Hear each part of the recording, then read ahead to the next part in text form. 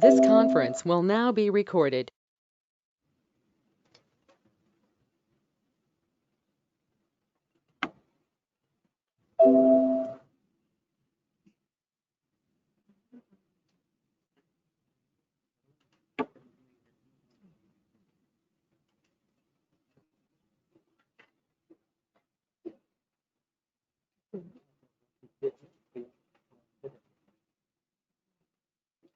Okay, good morning, everyone.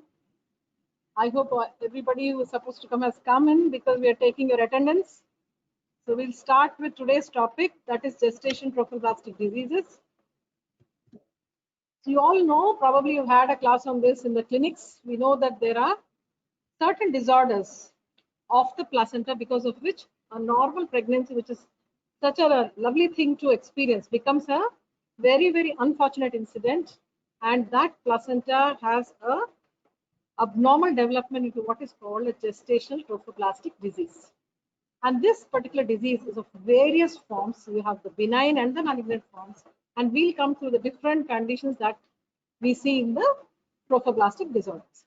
So coming to the basic types, you have the benign form, which is called hydatidiform mole or molar pregnancy, which could be complete or incomplete, depending upon what extent of the placenta has got altered. You all know that for a normal healthy pregnancy, for the baby to grow, the basic essential thing is the placenta, because it's through the placenta that the baby is getting its nutrition supply from the mother. So if there is an abnormality in the placenta, you know that the baby can obviously not survive. Now, if the whole of the placenta gets altered, you have a complete mole. If a part of the placenta has shown some of these changes, you call it an incomplete mole. Now, there's also a malignant counterpart that is called the invasive mole, where it is partially invasive in the sense that it is involving up to the myometrium of the uterus. Then you also have what is called the malignant counterpart, that is called the choriocarcinoma. Then there's a very, very specific tumor in this, which you call placental site trophoblastic tumor. So the entire, you call the area of gestation trophoblastic disease, you have the benign and the malignant, and we'll go to each of these as and when we proceed. So the term gestational trophoblastic tumors has been applied for three very, very specific conditions, wherein which this particular condition will arise from the trophoblastic elements. You all know the basic structure of the placenta is the villus. Each villus, if you remember, is a finger-like structure with the outer sheath being covered with what is called the trophoblastic tissue, which are of two types. You have an inner cytotrophoblast, which has got nice cellular structure, and outer to that you have the syncytial trophoblast.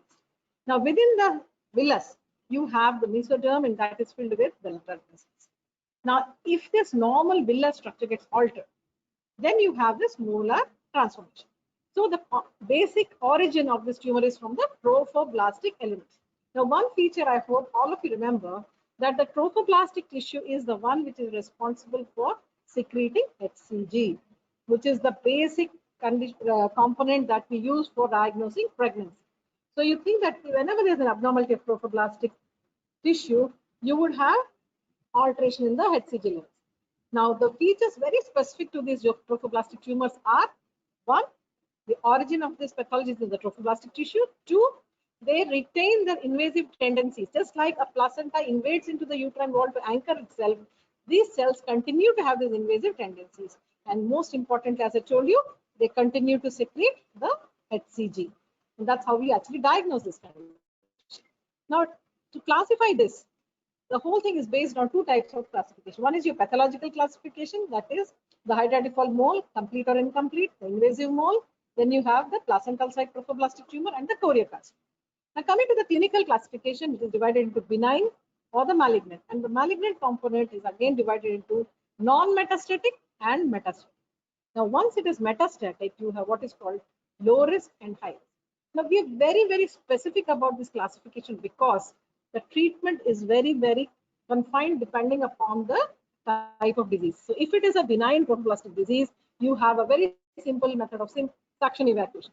If you have malignant trophoblastic disease, the treatment is chemotherapy, chemotherapy, chemotherapy. Now, as long as they are non-metastatic or metastatic low risk, they are all treated with single drug chemotherapy.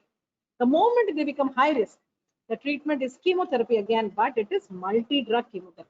That is why, because the treatment depends upon the type of the disease, we have to ascertain the condition under which classification comes. So benign and metastatic. Benign and malignant. Once malignant, metastatic, non-metastatic. If it is metastatic, high risk and low risk. You have to really classify the disease before you start your treatment. Now coming to the benign component, that is your hydatidiform mole, or what we commonly call as molar pregnancy. It is nothing but a vesicular swelling of the placental villi and with an absent intact fetus. Now the etiology of hydatidiform mole remains very unclear, but it appears to be a disturbance in the gametogenesis and the fertilization. So at the gamete level itself, there is a pathology. And during fertilization, normally an egg and the sperm where they should meet, and the genetic component should have a diploid component with one component from each, the egg and the sperm. That is no longer continuing here. In case of a complete mole, the mass of tissue is completely made up of abnormal cells. The whole of the pregnancy is abnormal. That means you don't find any healthy tissue. The entire placenta is converted into molar tissue. So when the whole placenta is abnormal, it cannot support a pregnancy. So there is no fetal pole, there is no amniotic fluid, nothing. Its entire uterus is filled with this abnormal placenta, which is nothing but a molar tissue, complete mole. You cannot find anything else. Now in a partial mole, this will happen when a part of the placenta will show conversion into molar tissue. So the rest of the placenta is still there. So it might have a fetus. However, because of the underlying genetic defects, these fetuses are not viable. So the fetus, even if it is present, will be destroyed and it will shrink and it will not be a viable pregnancy. Now coming to the incidence, you find that in the US and Europe, it is about 1 in 1,500 to 2,000. Whereas in Asian countries, it is more common, 1 in 500 to 600, which means the Asian countries are more prone for these diseases. In fact, some countries it is very, very prevalent, as high as 1%, that means 1 in 100 pregnancies. And out of these, we find that the complete mole is more common than the incomplete mole. Partial mole is less common. Now, how often is it that you find a repeat hydatidiform mole? The patient is going to ask you, madam, I had a mole this time. What is my chance that the next pregnancy will also be a molar pregnancy? They're very, very worried, isn't it? So they're expecting a lovely baby and you tell them you don't have baby, but you have a bunch of grapes in your uterus. They are not going to be happy about it. So they will definitely be anxious. So the incidence of repeat hydatidiform mole is 0.5 to 2.6% of patients. And those patients who have repeat moles have higher risk of developing a future invasive mole or a choriocarcinoma. So more the number of times a molar pregnancy, more the chance of developing a malignant form later. And also age-related risk. The more the age of the woman, especially after 40, there is higher chance of molar pregnancy. That is why we encourage women to have pregnancy earlier. Now with so much of career prioritization, a lot of women are delaying the pregnancy, but you all know that with increasing age, there are a lot of risk factors. Okay. Now coming to how common is invasive mole. So 10 to 17% of these hydatidiform moles will land up with an invasive mole. They'll progress to invasive mole. And of 2 to 3% of the hydatidiform mole may progress to choriocarcinoma. So what does it mean? If whenever a woman has a molar pregnancy, 80% will regress. Totally it will get cured. That's the end of the story. No more problems. So patient does not have to worry. But in 10 to 17%, it may progress to invasive mole. That is a partially invasive mole. And 2 to 3% will go into a fulminant choriocarcinoma. It is a complete malignant form. Right? Now, what are the risk factors? So the extremes of age, less than 15 years, more than 40 years. Then history of reproductive history. As I told you, prior hydatidiform mole. If they have had a previous mole or a previous spontaneous, definitely they are more at risk. Then coming to the diet, vitamin A deficiency has been seen to be associated with more molar pregnancies. And the birthplace, as I said, the Asian countries, the Asian people are seen to have more risk than the American population. Now coming to the cytogenetics, which is very, very important in case of molar pregnancy, we find that in the complete mole, where the whole of the placenta is converted into molar tissue, the chromosomes are paternal. That means here, when the egg and the sperm meet, the genetic material of the egg is lost. It is absent. And only the sperm component is present, and that reduplicates. Endo-reduplication. That means both the components of the genetic material is from the male itself. Or sometimes, very rarely, two different sperm material may be present. And finally, although there is diploid kind of genetic constitution, the entire source is paternal, and this makes it abnormal. Now coming to partial mole, here The paternal component is there, maternal also is there, but here it is triploid. That means one egg with 2 sperms. That is the components. So you have 69 chromosomes. So there is what is called triploid components. Most of them you will find that it is 69XXY. So you have the 23X from the egg. From the sperm, it can be either 23X or 23Y. So when these combine together, you can have 23XXY, sorry, rather 69XXY, 69XXX, 69XYY, or any of these combinations. And this is absolutely not viable. Any triploid genetic constitution is absolutely not viable. So this is a wrong message to the life. It is not at all possible for the baby to develop normally. Now, if you compare those three structures, the complete and partial mole, you find that typically in case of complete mole, there is a diploid karyotype, whereas partial mole diploid. Villi here, you find that all the villi are converted into hydrophic degeneration in case of complete mole, whereas in partial mole, you find some normal villi are also present. Typically, also you find in complete mole, no fetal tissue, no fetal pole, no fetal heart, obviously. Whereas in partial mole, you might find a fetal pole because part of the placenta is normal, it might support a fetus. Right. So here in complete mole, the trophoblastic tissue shows hyperplasia of variable degrees, whereas in case of partial mole, it is very mild and focal. Now, so you can see this typical grape-like structures in a complete mole. So when you see the specimen after the suction evacuation, you can see small vesicles on the gauze plate. So if you see a cut section of the uterus is filled with grape-like vesicles. This is typically a complete mole. And on microscopy, what do you find? So what are the basic three changes that you find in molar pregnancy? First of all, the outer trophoblastic layer of the villi show hyperplasia. So hyperplasia of the trophoblastic cells. Now the inside of the villus undergoes what is called hydrophic degeneration. That means it gets converted to a water-like material, hydrophic degeneration. And the vessels which are present normal in the villus, which is most important for the transport of materials, exchange of gases, whatever in the placenta, those vessels are absent. So these are the very three typical changes you find in molar pregnancy. Hyperplasia of trophoblastic tissue, hydrophic degeneration of the villus, and absent vessels. So this is what you see on ultrasound. So this is typically, if you examine the patient by the investigation, that is the gold standard is the ultrasound, you find that the whole of the uterus is filled with so small hypoechoic areas, what we call snowstorm appearance, right? Now, when the baby complete mole, the whole of the placenta was transformed. In case of partial mole, you can see part of the placenta is intact. You can see a small fetus also there. Now, whenever you have a molar pregnancy, as I told you, the trophoblastic tissue is undergoing hyperplasia, which means it is going to secrete a lot of HCG. Lot of trophoblastic tissue, lot of HCG, and these HCG causes formation of huge cysts in the ovaries. These are called theca lutein cysts. Typically, they are large bilateral cysts and they appear like ovarian germs and tumors. But very good thing about it is when you evacuate the molar pregnancy, the moment you evacuate, all the trophoblastic tissue is gone. And the moment there is no more trophoblastic tissue, it means there is no more HCG. As the HCG levels fall down, these cysts will regress on its own. You don't have to do anything for these tumors, although they look huge on ultrasound. You should never touch it. It will regress on its own. The only condition when you might have to remove them are when they undergo torsion. If they undergo torsion and land up with severe pain, that's the only condition when you may have to resort to removal of the cyst. Now, how do these patients present? So, all this very important symptom is vaginal bleeding. They may present with vaginal bleeding. The pathognomonic feature is when you find vesicles in the vaginal bleeding, because no other condition ever there will be passage of vesicles in the blood. So if the patient complains of passing grape-like vesicles, you know you are looking at hydatidiform mole. So commonest complaint is vaginal bleeding. Now second thing is hyperemesis. You know that the severe vomiting is because of the excessive HCG being produced.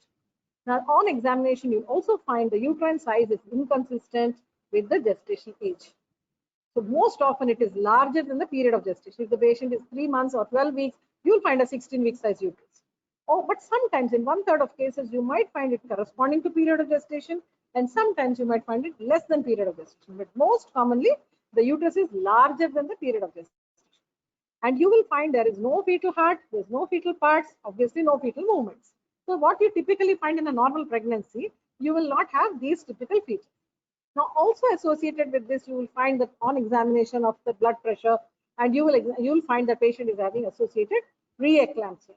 So these patients are having associated high risk of preeclampsia. And on examination, either clinically or by an ultrasound, you will find presence of fecal uterine cysts. What is the ultimate confirmatory features? A quantitative beta HCG. If you just do a beta HCG by a urine pregnancy test, it will obviously come positive. That will be positive in every type of pregnancy. It could be positive in normal pregnancy, in twin gestation, or in a molar pregnancy. What's very important is the quantitative, how much. So there is very, very high levels of beta HCG, which makes you suspect a molar pregnancy. And the best thing to do, or the gold standard, is your ultrasound, as I showed you the picture, wherein you can find a snowstorm appearance. In complete mole, the whole of the uterus will show snowstorm appearance. In partial mole, a part of the placenta looks normal. You find the fetus, but some of the placenta seems to show a snowstorm pattern. So the most common symptom is vaginal bleeding in first trimester. There may be no other symptom unless sometimes you do an ultrasound and you happen to find a molar pregnancy. So, or sometimes just a clinical examination will show you a large uterus, you suspect, and then you do ultrasound. So vaginal bleeding always may not be a harbinger. How do you differentiate? What are the other conditions which mimic this?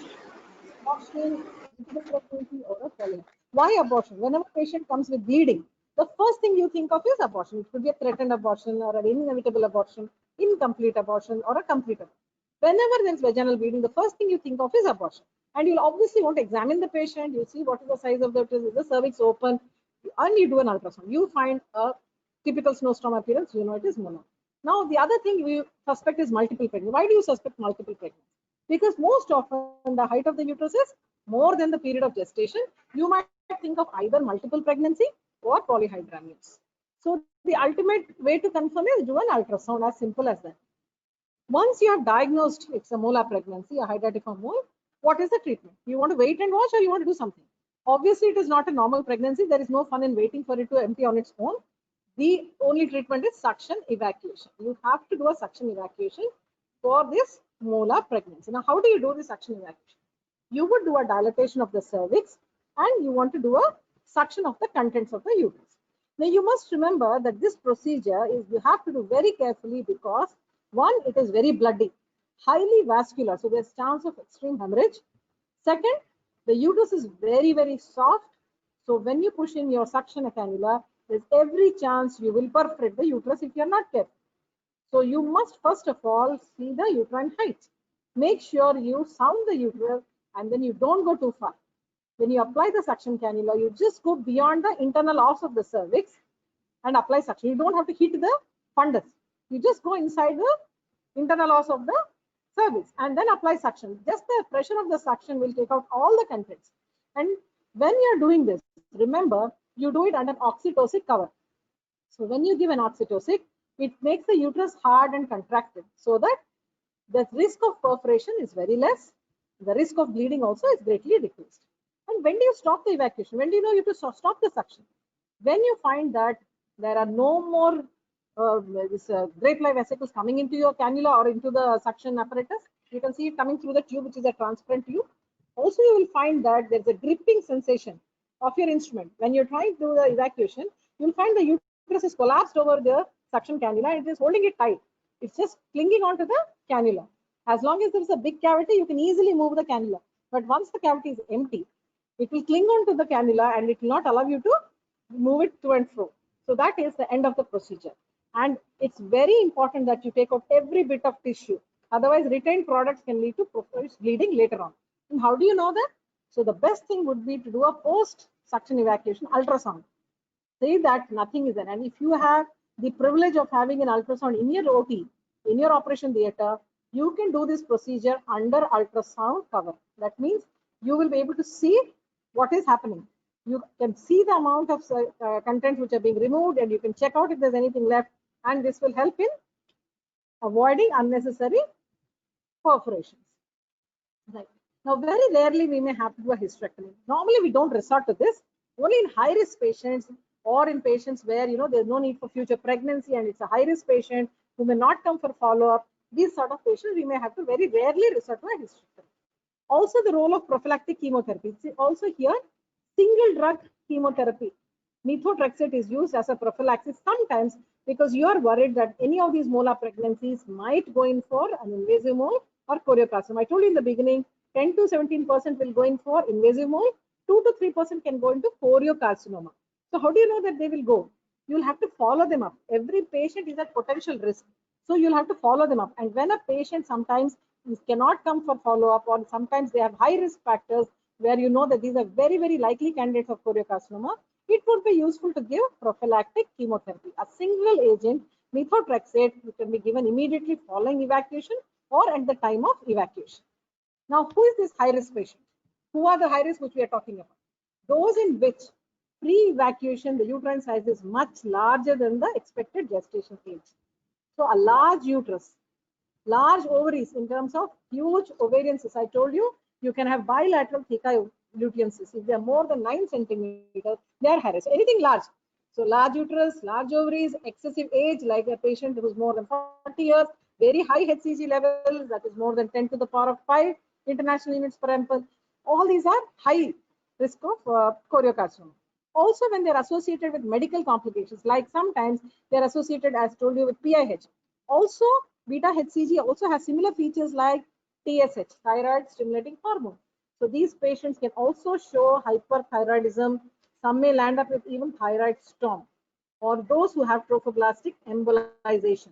These are the patients who are at risk of high risk tumors. And somebody who's had a repeat mole, that means it's already a second time or a third time, these are at risk of future choriocarcinoma. So these are patients in whom you may want to give a prophylactic chemotherapy. Large uterus, large ovaries, excessive age, excessive beta HCG, associated medical complications, and recurrent molar pregnancy. So when you know there is risk, what do you do to prevent? You have to keep following up these patients. Since you know 80% of them will be completely cured by simple evacuation. But the rest, we don't know who will follow up with the choriocarcinoma. So since we do not know by seeing a patient who will have this choriocarcinoma, you need to follow up every patient of molar pregnancy. And what do you do for follow-up? What do you do every time they come? You have to look for uterine involution, whether the uterus has become normal in size, whether the ovarian cysts have regressed or not, has the bleeding stopped or not, and most importantly, whether the HCG levels have regressed or not. Any presence of HCG will mean that active tissue is still left inside.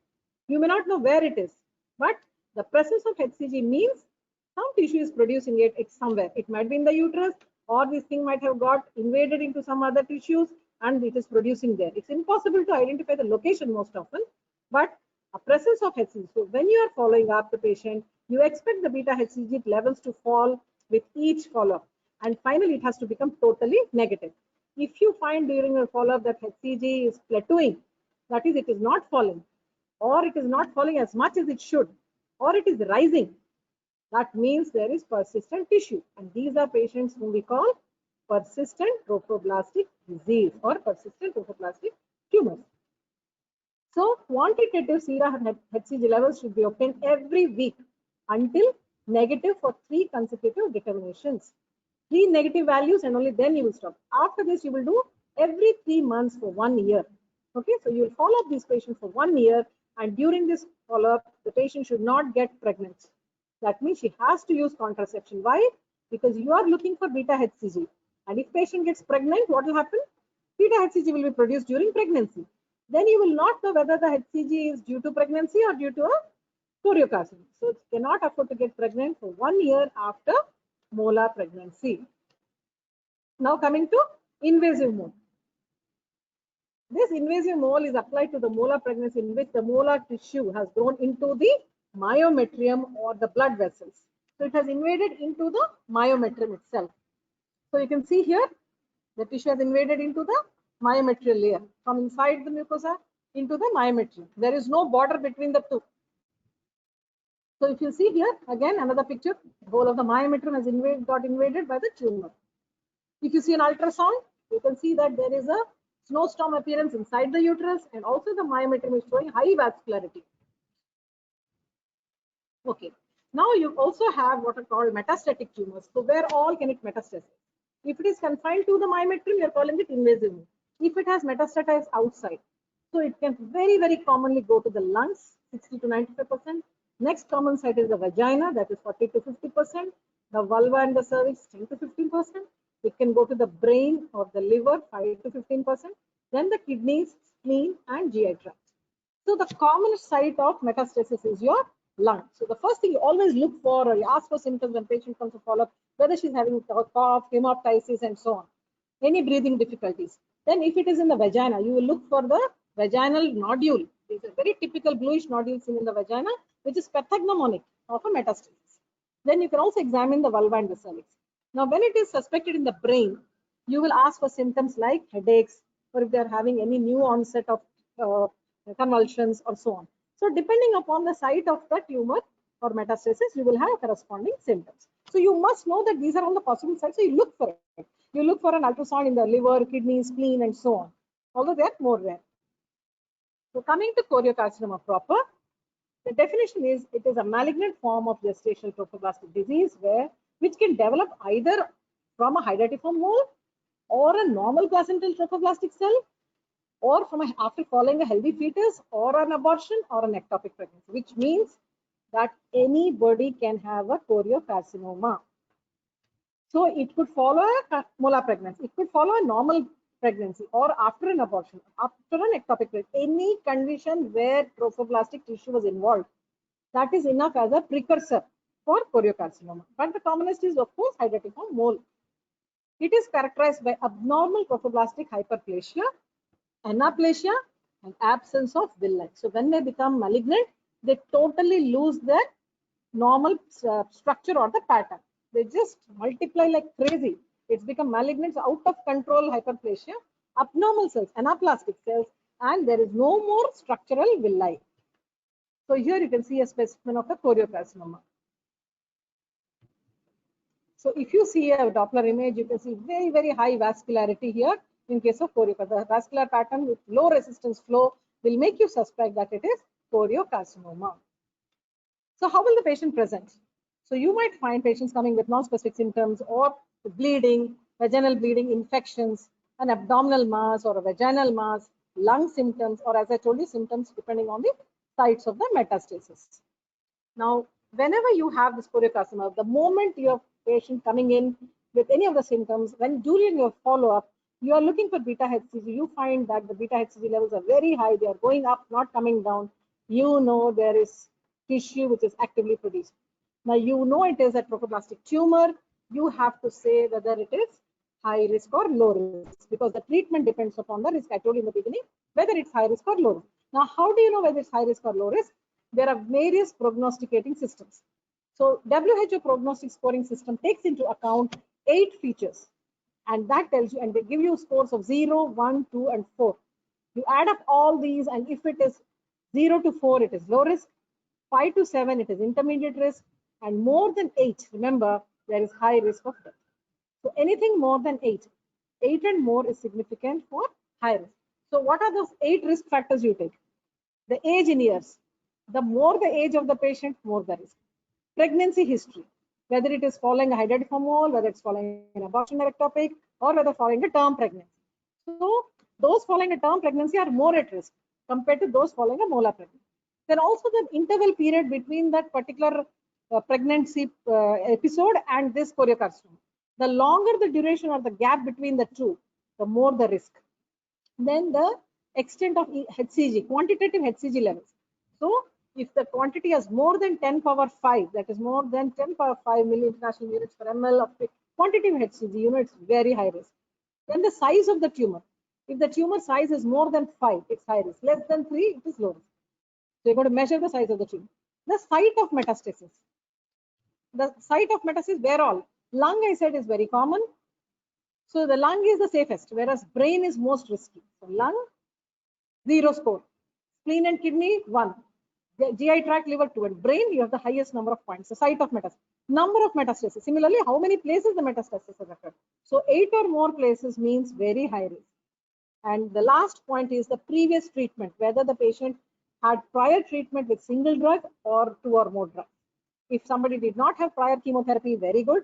If somebody had one drug, you have 2 points. And if they had taken multi-drug regimen, it's very poor prognosis. So to repeat, the age of the patient, prior pregnancy incident, the interval from that pregnancy to this carcinoma, the amount of beta HCG that had quantitatively estimated, the largest size of the tumor, site of metastasis, number of metastasis, and the previous treatment that the patient took. So all these things will tell you whether the prognosis is good or not. Just remember, prognosis is very bad if it's more than 8. You have 8 points, and if it's more than 8, it's high risk. Now, how do you stage the trophoblastic tumors? Stage 1, to make it very, very simple, stage 1, where the tumor is confined to the uterine body, uterus. Stage 2, it has gone beyond the uterus into the adnexate, but it remains in the genital region only. Stage 3, it has come beyond the genital organs. That is, it has gone to the lungs. I told you the first site to go out is the lungs. And stage 4, any other metastatic sites, all other like the liver, the spleen, the kidney, the brain, anything else, that is all 4th stage. So first stage uterus, second stage adnexa, third stage lungs, and 4th stage other metastatic sites. Now coming to the further substaging, that is, I told you high risk, low risk. How do you classify them as high risk, low risk? So there are certain factors. What are those factors? So you can have no risk factors, you can have one risk factors, you have both risk factors. Now the factors to be considered are 2 things. One is the beta HCG quantitative value. A value of more than 10 power 5, as I told you, is high risk. And the duration of the disease for more than 6 months, that is another risk factor. So if you have neither of these factors, it's low risk. If you have one of these, it's one risk factor. If both are there, you have 2 risk factors. So that will assign the risk to the patient. So you can see this the pictorial description. That is, here the uterus, the tumor is confined to the uterus, which is stage 1. Here it has gone beyond the uterus to the adnexa. You can see the tubes and ovaries are involved. Stage 2, then you can have A and B, but that's fine. Right, stage 3, where you have it confined to the lung, it has extended to the lungs. If it is 3A is less than 3 centimeters and 3B is more than 3 centimeter size, okay. And stage 4 is involvement of other metastatic sites, like I told you, liver, brain, and so on. Okay. Now, how do you diagnose and evaluate this patient? Now, whenever you find a rising HCG, as I told you, while you are following up after a molar pregnancy or any pregnancy, you find that the HCG is persisting or it is rising, you call it persistent trophoblastic disease or tumors. And once you have identified that this tumor is existing, you have to look for the extent of disease, because just doing a beta HCG will only tell you that there is tumor somewhere. There is persistent tumor. It is definitely abnormal. It has to come down. And to identify that, you have to do certain investigations like X-rays to look for lung metastasis, a CT or MRI for looking for the brain metastasis or the liver metastasis, and so on. So first of all, identify persistent trophoblastic tumor by rising HCG titers. Then localize the disease by specific investigations like X-rays for lung metastasis, CT MRI for brain, liver, and so on. Now, how do you treat it? So now the treatment will depend upon the type of disease. So one, you have non-metastatic gestational trophoblastic tumor. That is, it is malignancy, but it has not metastasized. Next is your metastasized, that is metastatic tumors, but it can be low risk or high risk. So why we are very, very specific about this is, as I told you in the beginning, the non-metastatic or the low-risk metastatic gestational trophoblastic diseases, you will treat with single agent chemotherapy. You have to give chemotherapy, but single drug, that's enough. Whereas for high-risk metastatic tumors, you always start with combination chemotherapy. One drug will not suffice. You have to give a combination of chemotherapeutic agents, 3 or more drugs. Okay. Right. So coming to the first thing, that is non-metastatic gestational trophoblastic disease. Here, single agent chemotherapy is the treatment of choice for those wishing to preserve their fertility. The drugs are methotrexate or actinomycin D. These are the drugs. You have various protocols. I'm not going to detail. We'll need more time for that. But just want all of you to know that for all those non-metastatic tumors, you will give single agent chemotherapy.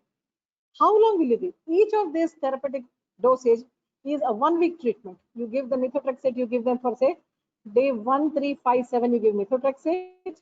For day 2, 4, 6, 8, you will give the folinic acid rescue. So that whole thing comprises 1 unit of chemotherapy. Now you will go on giving this chemotherapy until there are 3 consecutive normal HCG levels. That means you will be following it up with HCG levels, and if you find that HCG is normal, 3 times that should come normal. Repeatedly, it should come normal for 3 times, and then also you will give 2 more courses of chemotherapy. So after you find that HCG has come normal, you will not stop your chemotherapy. You will still give 2 more courses. Why will you give these 2 more courses? Because there may be some HCG which you are not able to find or detect by your assays. Whichever technique you are using for your assay may not be so sensitive to get that very low level of HCG which is still existing. So even for that little amount of HCG, which means a little amount of trophoblastic tissue which is in the body, you will give these 2 extra courses of chemotherapy so that it will prevent further relapse or metastasis. That is the whole idea. Now coming to metastatic tumors. When there is metastatic tumor, you know it has spread. But if they're low risk, you give, I told you they can be low risk, high risk. If it is still low risk, you will give them single agent chemotherapy, either with methotrexate or actinomycin. And this is for all the patients who are in this low risk category. Now, if you find that you're given methotrexate, it's not responding, then you change to actinomycin, it's not responding. Then, even after giving one after the other sequentially single agent chemotherapy, if you find that they're developing resistance, then you can convert to combination chemotherapy. So if resistance to sequential single agent therapy is seen, you give them combination chemotherapy. Now, approximately 10 to 15% of patients treated with single agent chemotherapy will require combination chemotherapy, either without surgery. That means all of them may not be able to respond to single agent. So 10 to 15% of times, you might have to resort to a combination chemotherapy. Now, what is this combination? Many groups of, now coming to high risk metastatic tumors.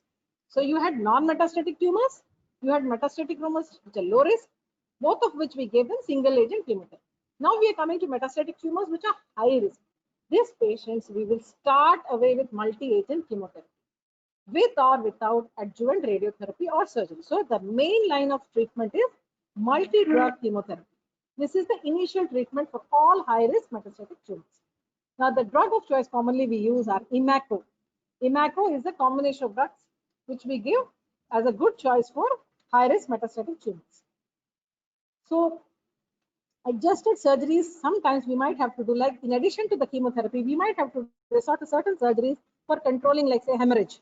Suppose there is a brain metastasis and there is hemorrhage in the brain. You might have to resort to a surgery like removing that hemorrhage.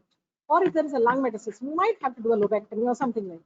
So certain surgeries might be, we have to do in addition to this multi-drug chemotherapy. Now, as I told you, Imaco is the common multi-drug chemotherapy that we do. Now, Imaco stands for etoposide, methotrexate, actinomycin.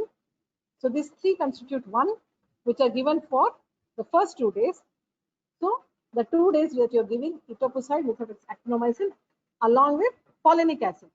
Then on day 8, you will give CO, the second component, that is cyclophosphamide, oncovin. Oncovin is nothing but vincristine. This whole thing constitutes one cycle, that is day 1 to day 8, right? So you can see Ito and Imaco, Ima and Co. Ima is etoposide, methotrexate, actinomycin.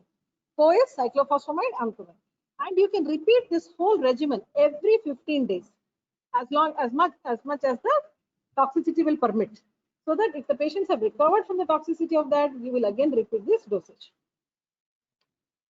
Okay.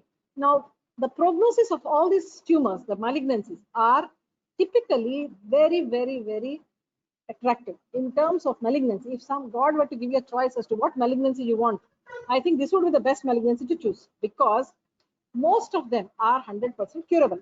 So you find that cure rates are almost 100% in non-metastatic and low-risk metastatic tumors. That is why we are just giving them single drug therapy. Okay, whereas intensive multimodality therapy has resulted in cure rates of 80 to 90% in high-risk metastatic tumors. That means even the high-risk cases have a very good prognosis, up to 80 to 90% cure rates, whereas the low risk and the non-metastatic have almost 100% cure rates. That's the beauty of this model. So how will you follow them up? The quantitative serum HCG must be followed For all these cases, every month for the next 6 months, every 2 months for the rest of the year, and every 3 months in the second year. That means very close monitoring and follow-up is required for these patients. Okay. Then during this time of follow-up, as I told you last time, for molar pregnancy also, contraception should be maintained for at least 1 year after completion of chemotherapy. Here, after 1 year of chemotherapy. There in molar pregnancy, it was for 1 year after evacuation of mole. Here, after 1 year of completing your last course of chemotherapy, you must use contraception, because if they get pregnant, there is very high chance that they will have certain anomalies, because they can be teratogenic. These chemotherapeutic drugs can be teratogenic. Now we have a very unique type of tumor, what is called placental site trophoblastic tumor. So we finished with the benign component, that is molar pregnancy. Then you had the malignant component where you had invasive mole. Then you had the metastatic and non-metastatic tumors. In the metastatic, you had low risk, high risk. Now we are coming to a very, very specific tumor called placental site trophoblastic tumor, which is arising from the placenta. It differs from the rest of the trophoblastic tumors in very many specific ways. Here, it is an extremely rare tumor which is arising from the placental implantation site. These tumor cells will infiltrate the myometrium and they grow between the smooth muscle cells of the myometrium. They go into the myometrium. Like you can see here, there's a placenta growing in between the myometrium. Okay. So how will you diagnose here? Whereas in normal molar or gestational trophoblastic tumors, you have very high HCG levels. Here you find that the HCG levels are not so high. They're relatively low. It is the HPL which rises. This disease is more benign in behavior and they are extremely resistant to chemotherapy. Whereas the other tumors were extremely sensitive to chemotherapy. A single agent would totally cure the disease, or sometimes even the very high risk multiple drugs would cure the disease. But here it is highly resistant. So deaths from metastasis have occurred, and the mainstay of treatment is obviously surgery. When you don't find response to chemotherapy, the treatment of choice is surgery. Just remember the few points very specific to placental site trophoblastic tumor.